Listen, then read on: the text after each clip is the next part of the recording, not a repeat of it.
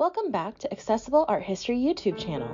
Today, a new movie is coming out on Netflix. It's called The Dig and tells the story of the discovery of the Sutton Hoo ship burial. This is one of the most important archaeological finds in British history. As soon as I saw the trailer, I knew I had to make a video. This is one of my favorite archaeological/art history stories, and I want to help bring it to life. Before we get started, I wanted to make sure to mention that this video isn't sponsored or connected to Netflix. I just wanted to share my excitement at this historical discovery being brought to life. So without further ado, let's dive in. The Sutton Hoo site is located in Suffolk County, England, near the River Devon. For centuries, people had seen the grass-covered mounds, but they had just become a part of the local landscape. Their true purpose had been lost to history.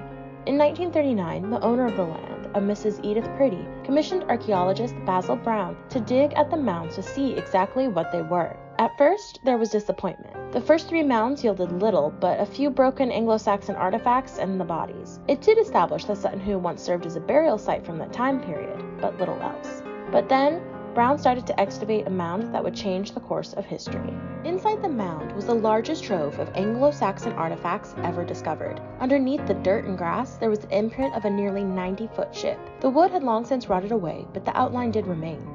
In the center of the ship was a burial chamber. Inside, Brown discovered a literal treasure trove. It was filled with silver from Byzantium, golden jewelry, and the famous Sutton Hoo helmet.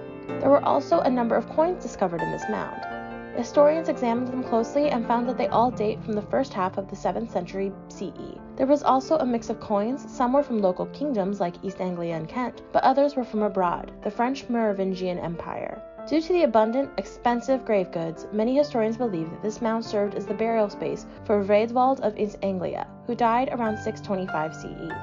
In order to preserve the artifacts for future generations, Edith Priddy donated everything to the British Museum. The collection can still be seen there today. The Sutton Hoo discovery is one of the most important in British history. Because there is little historical documentation from that era, it gives us a more intimate view into what life was like back then. Much of the written records come in the form of poetry.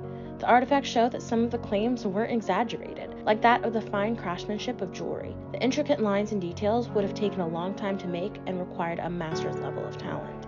It also shows that there was much trade between cultures during the 7th century CE.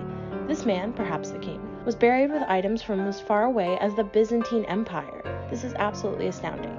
This find represents a wealth of knowledge from a time long ago. The Sutton Hoo discovery is a bit like the discovery of King Tutankhamun's tomb, just a few thousand miles away. It unlocked a wealth of knowledge of a time long ago. I'm so excited that Netflix is bringing this amazing story to life on the big screen. I wanted to say a special thank you to my $5 level supporters on Patreon. Thank you Allison, Claudia, and Anna for your support of accessible art history.